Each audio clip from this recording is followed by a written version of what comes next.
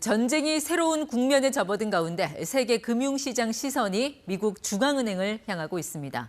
11월 기준금리 향방을 결정할 미 연준회의가 현재 시간으로 31일부터 시작됩니다. 현재까지는 동결이 유력한 상황, 지금의 고금리 상황이 어떻게 전개될지 전망 들어보겠습니다. 김광석 한국경제산업연구원 연구실장 나오셨습니다. 네, 실장님 어서 오십시오. 네, 안녕하세요. 미국과 한국의 금융시장이 지난주 참 엄청난 파고를 겪었습니다. 그래서 우리가 주목해봐야 될 게 이번 주에 미국 FOMC 회의입니다. 네. 시장은 동결로 사실상 결론을 내린 것 같은데 네. 기대대로 될까요? 어떻게 보세요? 네, 저도 시장의 기대처럼 동결에 무게를 두면 될 것 같다 생각하고요.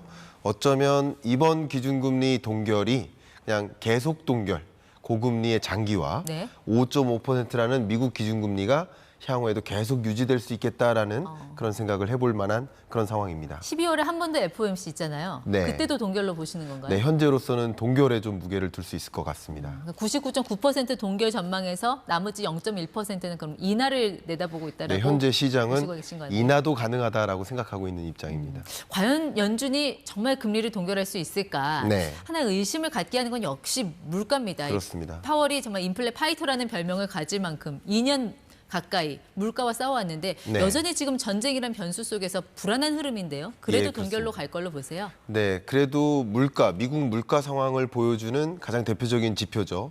PCE 미국 물가 상승률 지표를 보시면요. 근원 물가와 헤드라인 물가 둘 다 마찬가지 전월보다 떨어졌습니다. 예. 그리고 더 중요한 것은 그 헤드라인 물가 3.9에서 3.7% 떨어진 것도 중요하지만 근원 물가가 크게 떨어진 것을 우리는 확인할 수 있습니다. 그러니까 근원 물가 상승률은 말 그대로 기조적으로 물가가 잡히고 있느냐라는 것을 보여주는데 지금 보여드리는 것처럼 3.9에서 3.7%로 떨어졌고 이 물가 상승률의 흐름은 21년 5월로 돌아가서 그때 이후로 가장 낮은 수준 예. 이렇게 생각해 보면 상당히 아직 목표하는 수준 2%에 부합하지는 않지만 목표 물가에 가깝게 근접해서 가고 있구나.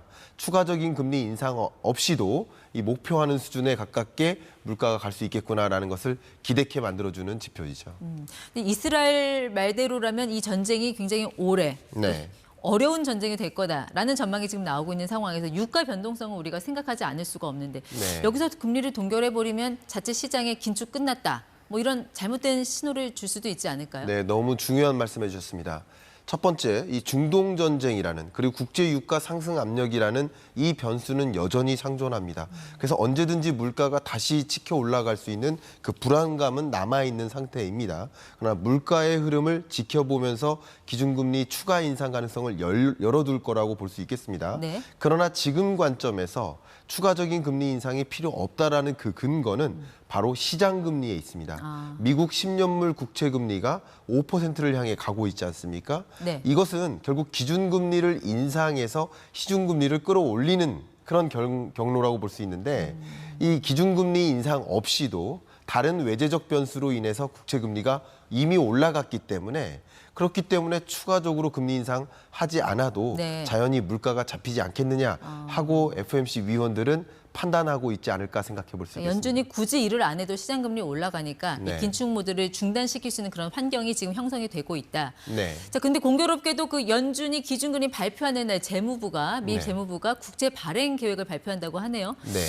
국채 많이 발행하면 국채 가격 떨어지고 또 금리 올라갈 텐데 그럼 네. 이제 미국 10년물 그 장기 국채는 금리는 여전히 그냥 오를 일만 남아 있는 겁니까? 네, 말씀하신 대로 이 투자자들의 이제 관심은 기준금리가 아닙니다. 네. 시중금리 그 자체입니다. 국채금리를 봐야 될 텐데 말씀하신 대로 미국 정부에서 추가적으로 국채를 발행한다라는 것은 국채 가격이 떨어짐을 의미하고 다른 말로 국채 금리가 다시 올라갈 수 있는 여지가 있다는 것이죠. 네. 그렇기 때문에 여러분들도 미국 경기를 볼 때 또 금리나 이런 것들을 볼 때 주식시장에 미치는 영향까지도 보실 때 추가적으로 미국이 국채를 발행할 것인가 네. 여부를 좀 진중하게 지켜보시고 추가적인 국채 발행 가능성이 높아지면 높아질수록 네. 시중금리는 높게 반영될 것이다 생각해 볼 수 있겠습니다. 근데 이런 고금리 환경에서 미국 경제는 어떻게 그렇게 탄탄한 그런 성장 기조를 이어갈 수 있죠? 그 성장률, 그러니까 네. 3분기 경제 성장률 보니까 4.9%? 네. 거의 한 인플레 두 자릿수 나오는 신흥국가에서 나오는 그런 수치 아닙니까? 그러니까요. 우리나라 3분기 성장률이 0.6%였는데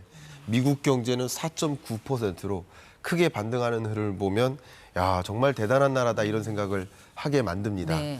그리고 이 4.9%로 성장한 이 흐름을 가지고 판단할 때 네. 그러면 이게 우리가 관전 포인트는 뭐냐면 그렇죠. 이 흐름이 지속될 것인가예요.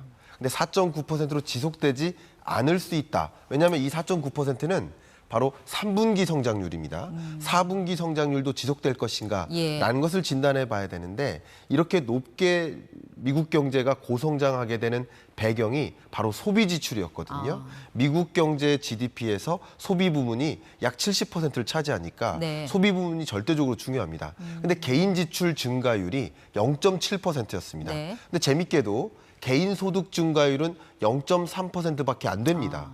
그러면 개인 소득이 뚜렷하게 증가하지 않은 채 기존의 초과 주축을 활용해서 개인 지출이 늘어나서 네. 그게 4.9%로 성장한 것을 보여주는 것인데 개인 소득 증가가 뚜렷하게 나타나지 않으니 4분기부터는 다시 성장률이 좀 떨어지는 흐름, 네. 어떻게 보면 경기 침체가 본격적으로 시작하는 흐름, 예. 그렇게 진단할 수 있기 때문에 이 경제가 굉장히 탄탄하다고 해서 네. 기준금리를 추가적으로 인상하는 것이 필요할까라는 생각, 예. 이런 생각을 하는데 좀 참조가 될 것 같습니다. 그러니까 미국 같은 경우는 그래도 시장 금리가 기준금리 아래에 있지만 네. 우리는 한국은행에서 금리를 동결했음에도 불구하고 시장 금리가 기준금리보다 지금 더 위로 올라간 상황이잖아요. 우리한테는 더 그렇습니다. 큰 도전적인 그런 과제에 직면한 셈인데 네. 우리가 과연 이 고금리 상황을 언제까지 버틸 수 있을 것인가.